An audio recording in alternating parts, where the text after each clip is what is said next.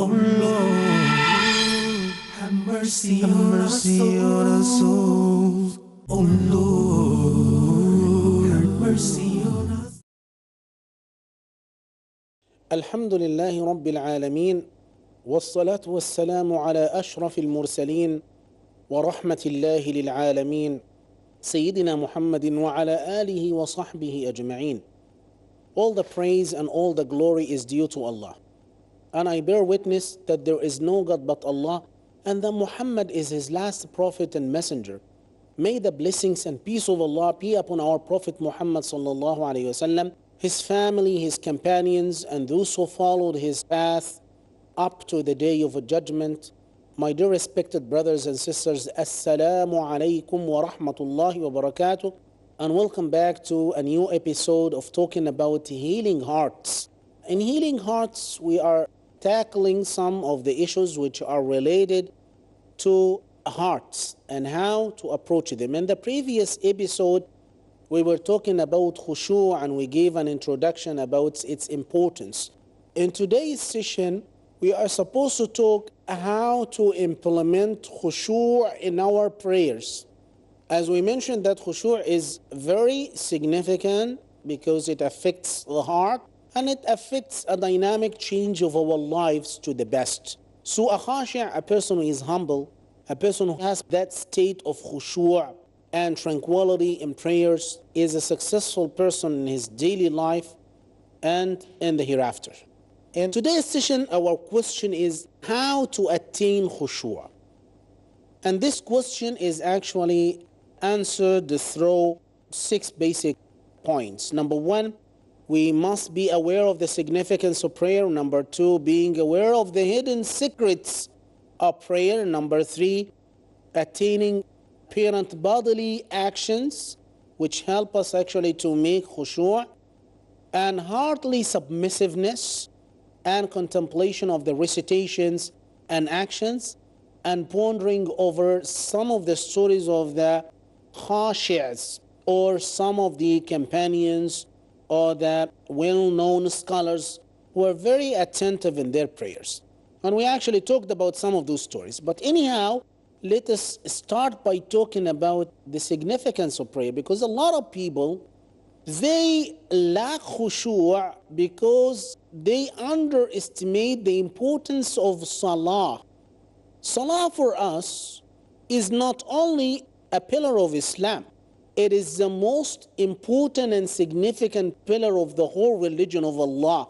Salah, as it is mentioned by the Prophet ﷺ, is the first action right after the Shahada. That's why when a person becomes a Muslim, he is supposed from the first second to start his prayer. And Allah subhanahu wa ta'ala did not exempt anybody of making prayers after reaching the age of maturity. Nobody is exempted from prayer, even when you are on the verge of death, when you are very sick. Because if you are not able to stand, you should pray while you are sitting. And if you are not able to recite your prayer while sitting, you lie down or you lie on your back. Or even you just blink with your eyes. So no exceptions in prayer except for the insane person or the one who is in a coma, etc. In some occasions which are discussed in the books of fiqh. The establishment of prayer does not mean turning your face to right and left, because Allah subhanahu wa ta'ala said in the Quran, لَيْسَ الْبِرُّ أَن تُوَلُّوا وُجُوهَكُمْ قِبَلَ الْمَشْرِقِ وَالْمَغْرِبِ. Some people, they think that Islam is only concentrated in just acts of worship. Yes, they are the most important because it delineates your relationship with Allah subhanahu wa ta'ala, but at the same time, these prayers have to have an impact in your life. That's why Allah subhanahu wa ta'ala says Islam is not just to turn your face to right or left, but Islam is concentrated on taqwa, on fear of Allah and piety, which motivates the whole of your relations with Allah and with His slaves. Number 2 of the significance of prayer, prayer is a prophetic legacy. The fulfillment of prayer means the fulfillment of internal and external perfection. Most people refer to the Prophet ﷺ statement, pray as you saw me praying. So according to your share of the prayer of the Prophet ﷺ, of imitating him, this is according to the legacy that you took and inherited from your beloved Prophet Muhammad sallallahu alayhi wasallam. Prayer is the head of the matter. It is the head of Islam, according to the authentic hadith of Mu'adh ibn Jabal, when the Prophet sallallahu alayhi wasallam said to him, ألا أدلك على رأس الأمر وعموده وذروة سنامه. Can I tell you about the head of the matter and the pillar? The pillar is like the pillar which is set for in the middle of a tent. And he said that the head of the matter is prayer. The head of the matter is prayer. So a person who doesn't have prayer, he doesn't have the basic pillar of Islam. This is the reason the Prophet ﷺ's last words, the last words the Prophet ﷺ uttered with his tongue. What are those words? He says, As-salah wa ma malakat aymanukum. Take care of prayer. Take care of prayer and what your right hand possesses. The Prophet ﷺ is referring to women. So the Prophet ﷺ last advice was about two basic things. One of them is prayer. Taking the last breath in his life is about prayer. He says there is no share in Islam for the one who neglects his prayer. There is no share of Islam for the one who doesn't perform prayers properly. And actually, negligence of prayer is a hypocrisy, because the Prophet ﷺ compared the hypocrite by saying that they are the people who leave their prayer up to the end of time, and immediately before their time they start making it very quickly and in a rush. So those are not true Muslims. They are not good Muslims. Some people, they actually said that a person who doesn't pray, he is no more a Muslim. This is a recognized opinion among the scholars. That's why prayer is very, because the Prophet ﷺ said, the main difference between a Muslim and a non-Muslim is prayer. So who neglects and leaves it, he doesn't have a share in Islam. Number two, being aware of some of the hidden secrets of prayer would actually help us to achieve khushu'. Actually, prayer is like an invitation which is articulated through an oral call for prayer, which is adhan, which calls you to attend prayer in the masjid for congregation. This is the reason that the Prophet ﷺ emphasized that this invitation is not from anybody, it's from Allah subhanahu wa ta'ala, and the title of this invitation is Allahu Akbar. Allah is the most great. That's why one of the righteous people used to work as a butcher, and when the adhan was announced to say Allahu Akbar and the knife was actually in the middle of the meat, he could not move it. He could not take it out. They said, why you didn't take it out? He said, how should I take it out? And the order has been already issued to me not to do anything. Time stops until you pray.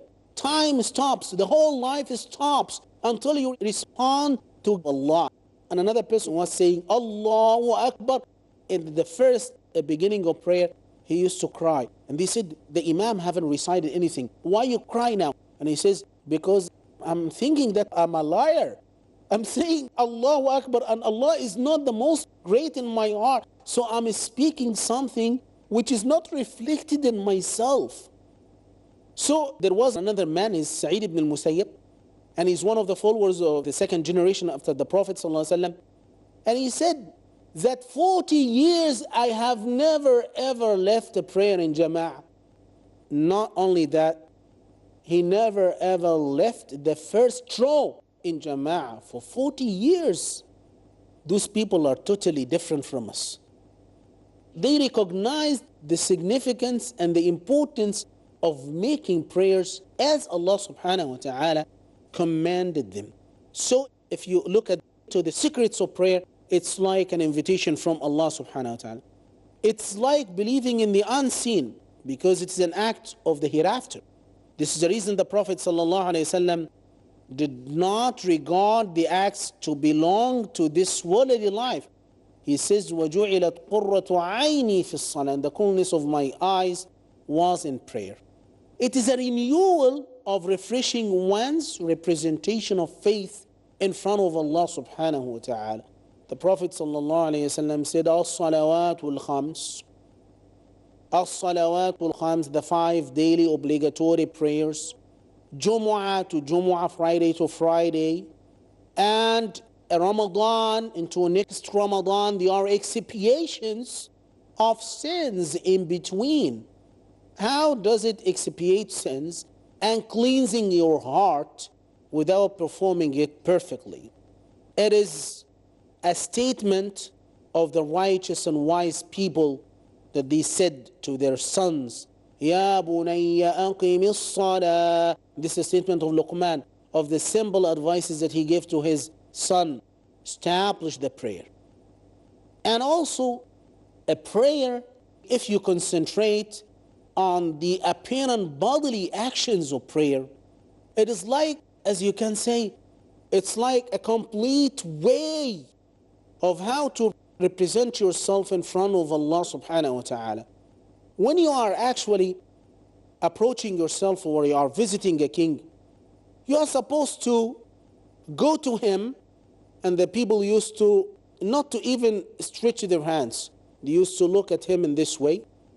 They used to look humble. They used to look on the ground, not looking at him. And then they would actually turn to him in talking. We will continue talking about the secrets of prayer after having this short break. So stay with us and we will be back inshallah.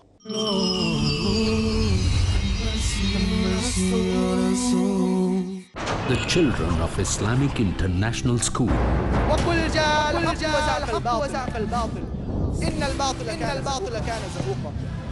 Different, outstanding, extraordinary.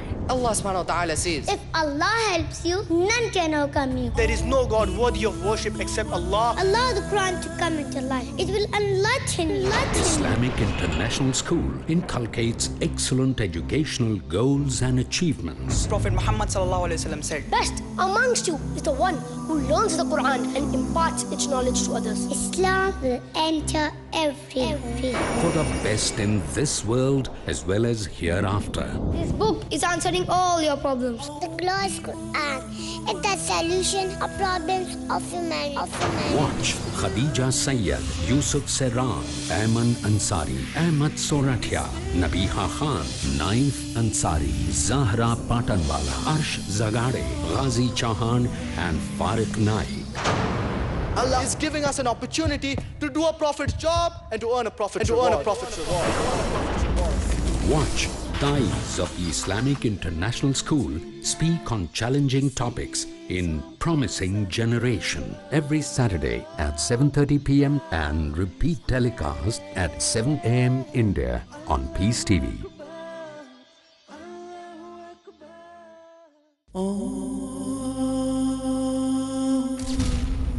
We are not addicted to dawah. Addiction implies a short-term fix. One doesn't need to get into the zone to talk about Islam. You do dawah because it is a natural result of your commitment to Allah.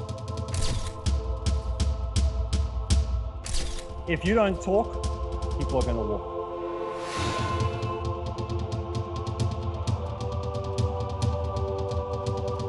The most effective combination in the propagation of true Islam is found in Dawah Ilallah. Join me, Arif Islam, as we go through Dawah Ilallah only on Peace TV. Follow the tips to make the task of Dawah result-oriented in Dawah Ilallah, next on Peace TV.